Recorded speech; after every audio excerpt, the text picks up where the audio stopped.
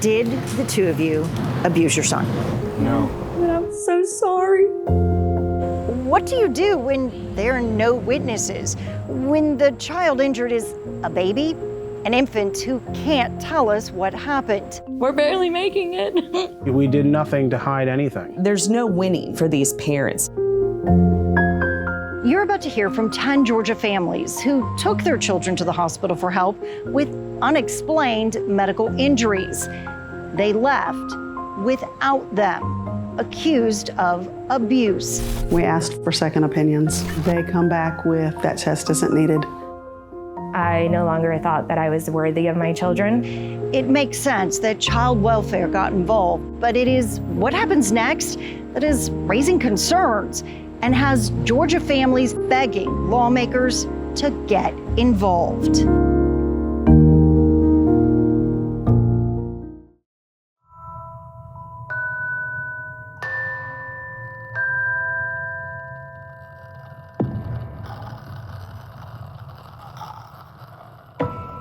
Baby bottles, a crib, and toys.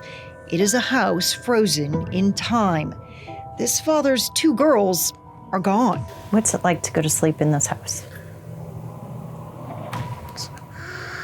It's lonely. Not even Matt Hernandez's wife, Tucky, is living here. In fact, these parents haven't been together with their children in nearly 10 months. Why? Our bond conditions don't allow us to have contact with each other. Bond conditions, as in criminal charges, and not just against him, against his wife as well. 2 counts of first-degree child abuse and 2 counts of aggravated assault. That's why even though his 4-year-old daughter Aria loves to spin and twirl as he plays guitar, the dance floor today is empty.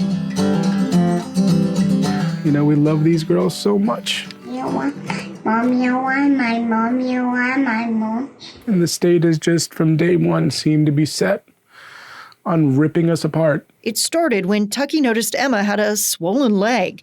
They took her to their pediatrician, who referred them to Children's Healthcare of Atlanta. We did nothing to hide anything. It was there they also showed doctors a picture of a reddish spot found earlier behind the newborn's ear. They answered questions without hesitation, unaware they were talking to a child abuse pediatrician, or CAP, who already suspected abuse after seeing Emma's x-rays. It was some healed ribs and some fractures on her femur and tibia. Fractures that, to the CAP, could only mean abuse. A parent who has abused their child isn't likely to admit it. But what's interesting is that Emma's injuries didn't magically stop when her parents lost custody. First, she went to live with her aunt and uncle. About 5 weeks in, we woke her up one morning and she had the strange bruising, discoloration on her feet and one of her ankles. Defects accused them of letting the mother, Tucky, sneak over to again abuse the baby. No, we completely have been doing everything by the book. Still, the girls were removed, but the marks kept showing up in her foster home and daycare. Jonathan and Jennifer Williams started raising their own questions about Emma's health when defects asked them to watch the girls for a few days. So I was concerned about some of the physical things of Emma, just how she held herself, her little skull seemed kind of sunken into me. They told the juvenile court judge they believed Emma had an undiagnosed health problem and were shocked by the testimony defending Defects' decision to instead put the girls in state custody for abuse.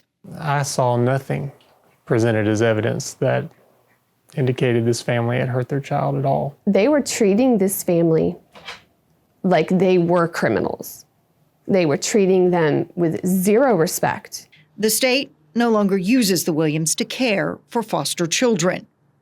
Almost a year later, Emma's new caregiver says something is still not right. Because she's under Defects' care, she's under Medicaid, so we kind of have to follow these guidelines. But I'm like, can I take her to, a different doctor myself? I'll pay for it. Like, we need to figure this out because it's bothering me. Because I want to be able to fix whatever's going on in her situation. Court records show no one disputes the x-rays reveal injuries to Emma's bones, that Tucky's vitamin D levels were low during pregnancy, or that Emma's levels were low when she came into the hospital. But doctors do disagree on the cause of those fractures and the impact of that vitamin D deficiency. It seems like entire cases hinge on just one child abuse pediatrician saying this is abuse. Doctors have figured out why she gets those bruise-like marks, and it has nothing to do with abuse. Emma's parents want genetic testing to rule out any other illnesses that could have weakened her bones. You offered to pay for it. Offered to pay for it. 6 months after the girls were removed, the court agreed to the testing, but it is a process that can take months. Meanwhile, this family functions in fragments. Each week, a few hours. Supervised visits, first with mom and later with dad. To keep my wife and I, who have been married since 2012, separated for so long is just cruel. To know that they're tormenting a 4-year-old child and just to continue to push through it is just cruel.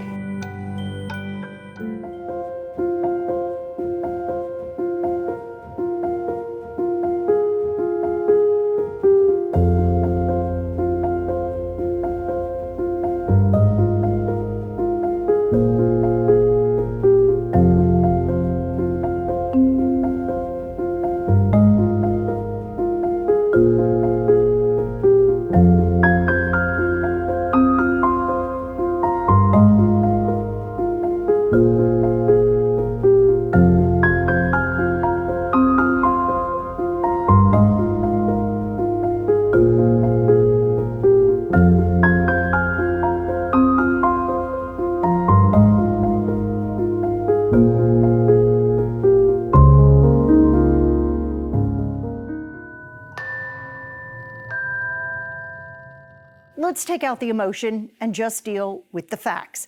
This is Casey and Bailey Collins and their son, Ridge. She is an advanced EMT, so she knows what to do in an emergency. Still, You're not prepared and trained to use life-saving skills on your child. August 2023, Ridge stopped breathing and he was life-flighted to Children's Healthcare of Atlanta. It was there that a child abuse pediatrician determined someone had violently shaken him, causing his brain to bleed. His father, Casey, was the prime suspect. You cried. I did. He immediately cried. He lost it. They can point at me and say he had to have done it. It's just kind of heart-wrenching to hear, especially on the stand when you're in court. Georgia's Department of Family and Children's Services removed custody, and the parents were arrested. I just remember holding Ridge and telling him that I was so sorry, that I wished I could take him with me, and I had no choice but to leave him. All right, I know we said no emotion, but Bailey's heartache is also fact. Even in foster care, Ridge returned to the ER months later with another mysterious brain bleed and head swelling. This is Ridge's normal pediatrician, Dr. Jill Dickerson. I've done this for 25 years. We've had kids that were shaken. She understands why Ridge's injuries raised red flags, but says his medical history went ignored. Ridge was born premature with an abnormally large head, ringed by a strange bruise. Did they ever ask to see Ridge's records from his time with you before making their decision? They never called us. Defects never called us. There wasn't a lot of listening, and there certainly wasn't a lot of compassion. And I can say that from the notes, because I read every single note. Dickerson says it was like doctors declared abuse, deemed him now safe, and then stopped running tests. It's almost like we had an answer that fit. So why would we keep looking? Let's move on. Bailey says she had to take a video of Ridge having a seizure while in the hospital. Come on, Reggie boy. For them to believe something else was going wrong. You have been practicing law for how long now? 23 years. Attorney Dorsey Good remembers the first time she had to defend a case like the Collins. I felt like everyone else does in many ways that, well, it's Children's Hospital. It's child abuse pediatricians. Of course they know what they're talking about. But a colleague reviewing medical reports started raising questions, and they both started digging into exactly what the science could prove. What I do think is it doesn't necessarily come down to the fact that they're wrong. It's the fact that they're insufficient. So they're consistently relying upon the same people, the same records. They're not relying on a lot of these specialists who have had years in their fields. Even if they do, 11Alive has evidence that some specialists don't feel comfortable pushing back against a diagnosis of abuse. Good says some parents even have to fight DFACS for access to their child just to get that independent second medical opinion. Science evolves.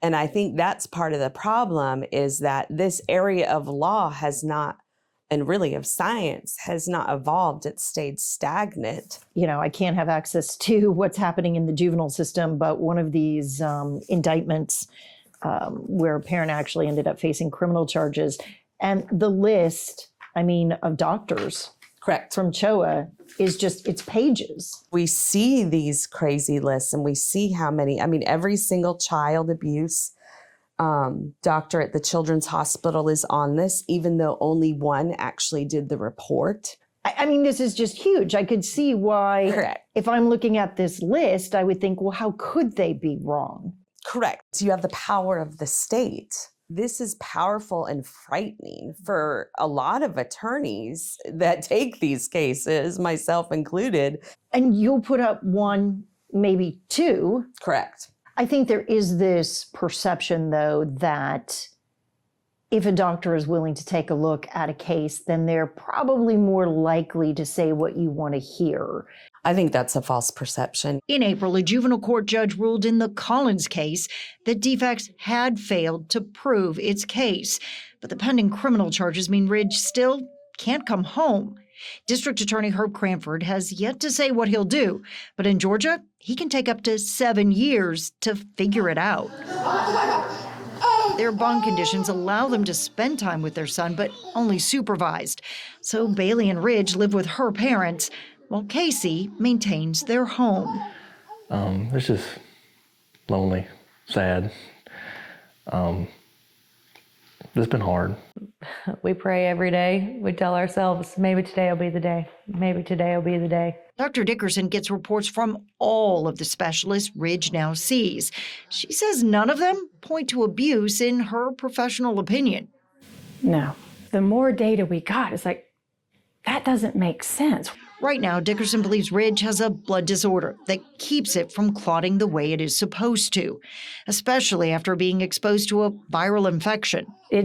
His immune system overshoots one way and then it overshoots the other way. She doesn't understand why the state is keeping the Collins apart. If DFACS is to protect the child, the best place for the child, especially in this case, is with his family at home. Can we let's be done and let's move on. Attorney Dorsey Good says thankfully most of the families she represents do eventually reunite. But it's an expensive fight. The Collins have already spent more than $100,000. What I'm terrified about is these cases where attorneys don't have the knowledge, don't have the resources. They're appointed cases. They're families who don't have the knowledge and resources.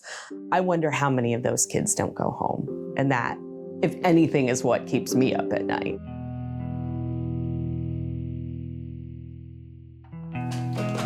The stories always seem to start the same way. A concerning injury. We noticed that he had a little bump on his abdomen. Which Holly Simonton says then leads to a trip to the hospital. And literally within minutes of meeting me, there were basically outright accusations to my face. Turns out, parents in Georgia aren't the only ones fighting to be heard, because we didn't find Holly in Atlanta. We found her here in Boyd, Texas, where parents have been lobbying lawmakers for years to get an independent second medical opinion before taking their children away. It's why we hit the road to learn more about SB 1578, a piece of legislation that for the past 3 years has meant hope for families in Texas who say they're falsely accused of abuse. They're the first to admit they understand completely that an investigation was needed.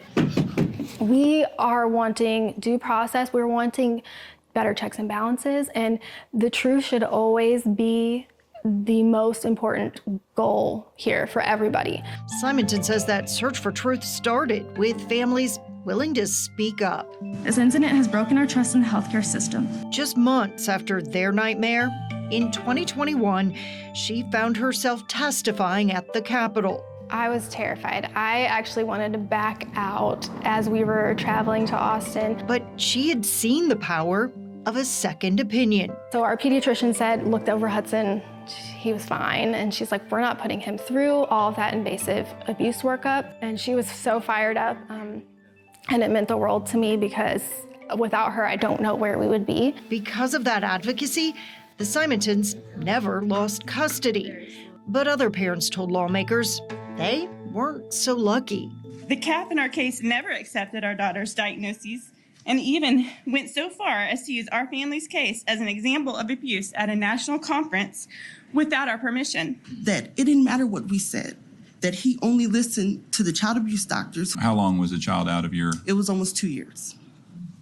I missed my son's first birthday. It was that kind of testimony that helped win legislative allies like Representative James Frank, the chair of the Human Services Committee. When you first started talking about this issue, did you find that lawmakers were educated on it, or was there skepticism? I think there was a lot of skepticism. Frank says that's why lawmakers raise concerns with hospitals and child abuse pediatricians, or CAPS, more than a year before this committee meeting, expecting they would, on their own, make changes. So any specific changes in the last couple of years? Not that I can pinpoint.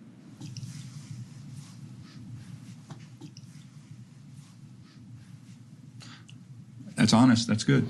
He had hoped those conversations would prompt hospitals to change their policies without the need for legislative action. And I guess I am incredibly disappointed about the lack of process changes within the child abuse, or the children's hospitals in this case. I don't have any kids that young anymore, but unless their life depended on it, I would not take them to one of these places. I mean, I think we can make it better as legislators, but until the culture changes, I don't think it's going to be fixed. Texas has 23 child abuse pediatricians, and Representative Frank believes the state should reconsider their role. There's a big difference between calling CPS and saying, look, we're seeing some things that are unusual here. You probably ought to check. Versus calling CPS and saying, I have found child abuse, and in some cases, and I know which parent's doing it. Frank says Texas has tried to train caseworkers within the state's child welfare agency to use a CAPS information as an opinion, not the only opinion. But he knows that's hard when agency turnover leaves young caseworkers to make some pretty serious decisions. Almost 3 years after Texas tried to improve due process, Simonton says the law, as written, isn't enough. A lot of parents don't even know they have the right to a second medical opinion. The CPS isn't going to tell them that, and the child abuse pediatricians aren't going to tell them that. So parents don't know they have that right. Which is why in the next legislative session, she hopes Texas lawmakers will debate how to make the intent of the law clear and enforce it. I think you've seen in Georgia, and certainly we've seen here, there's plenty of times where they have created harm out of thin air when it just didn't need to be done. Illinois is having similar discussions. Proposed legislation in that state mandates child abuse pediatricians identify themselves and their role, and it orders hospitals to provide parents with their child's complete medical record. As with Texas, those speaking out against the measure are primarily doctors and hospital staff. I know when it comes to abuse, there's always the fear, what if we get it wrong? I mean, that was my biggest fear. Frank takes comfort that even though the number of children in the state continues to increase, child fatalities due to abuse and neglect have dropped. But the Texas Department of Family and Protective Services says there were 38 children who almost died due to abusive head trauma, also known as shaken baby syndrome. That number would include some of the families who say they are innocent, fighting to prove their child's injury is really connected to a bleeding or genetic disorder, trauma at birth, or seizure. I don't know how anybody can look away from this, from what these families are going through. Holly Simonton says after her experience, she created a Facebook group. This was a shaken baby syndrome case. To post the stories of parents who say they've been wrongly accused. Are you finding in other states that parents are facing criminal charges the same way that they are in Georgia? No. So Georgia cases are much more highly criminalized. In a lot of other states, the families go through the family court system, but it doesn't rise to the level of criminal charges. And the problem is when families get tied up in the criminal side of things, the cost goes up astronomically. And then those bond restrictions wears these families down. Holly and her husband still get a bit nervous anytime their boys get injured. When Hudson broke his collarbone, her first thought was, oh my goodness, thank God there are witnesses around. But we still panicked. Which hospital do we go to? We stopped in the parking lot and thought, are we putting our child in more danger by bringing them into this hospital? Do you ever find that you have those moments where you read things like the Happy Mother's Day card and you think, I might not have had this gone a different way? Yeah, all the time. Sorry. Yeah, I think I have survivor's guilt. We need the unaffected to come alongside of those of us who have been through it. I don't know how anybody can look away from this.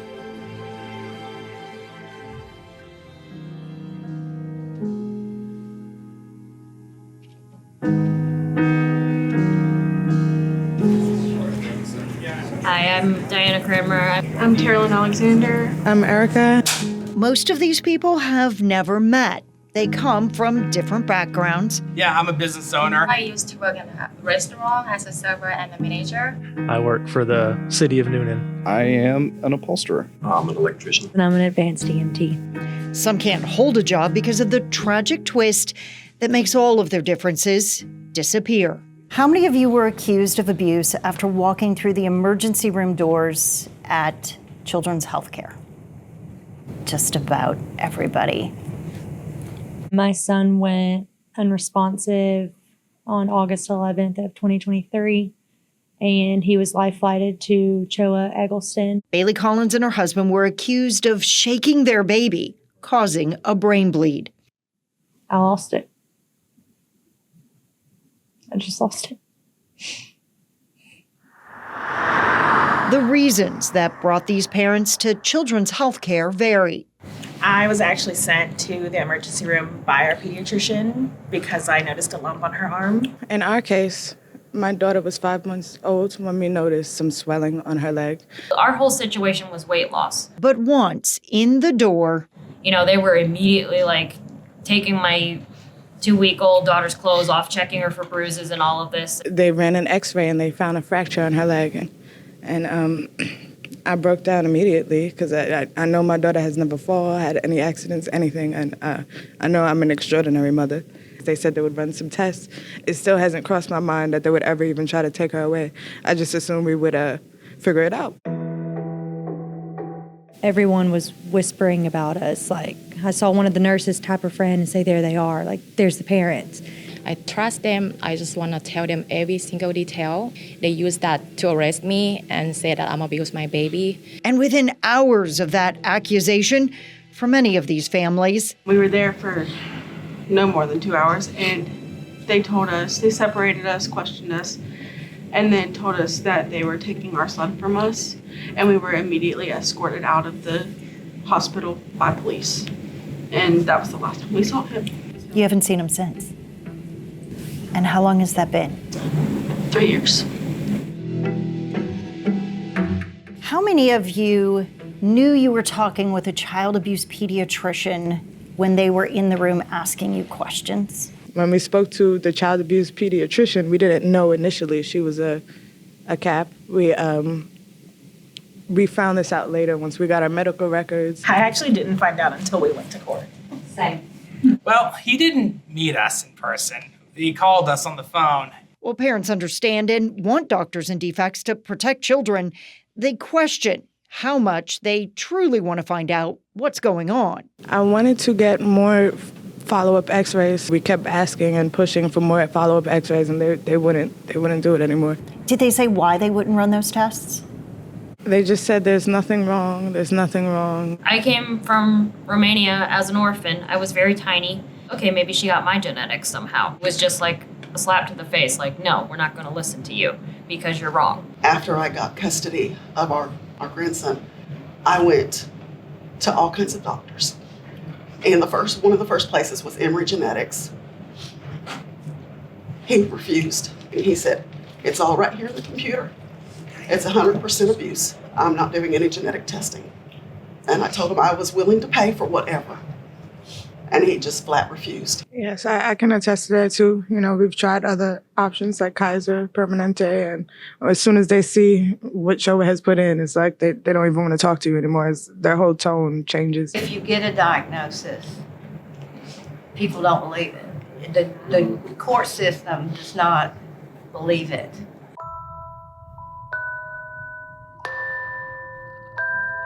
Even if these families manage to get custody restored through juvenile court, many still have to fight criminal charges.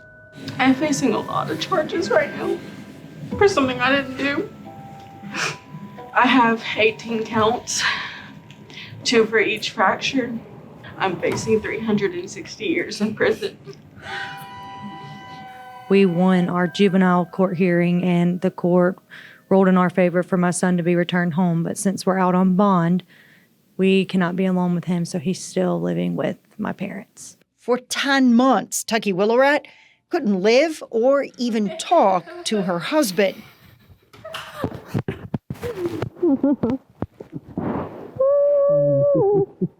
I'm so lucky that I have friends who can pick me up from the jail and let me go home to them and sleep with them. The time frame of first bringing your kid into the doctor to having them taken, less than 24 hours, and it takes almost 3 years to have them back home. How is that, a speedy trial? How is that allowable? Who here has spent more than $25,000 trying to fight to get their kids back?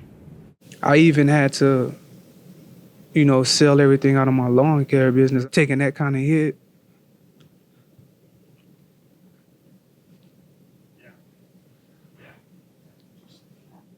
We're $100,000 into this. We have loans that we're paying back, and we're barely making it. These families say they are living proof something needs to change. Protect your kids, protect yourself, learn your rights. You need a lawyer to take your kid to the hospital. Yeah, absolutely. Yeah. I won't go back.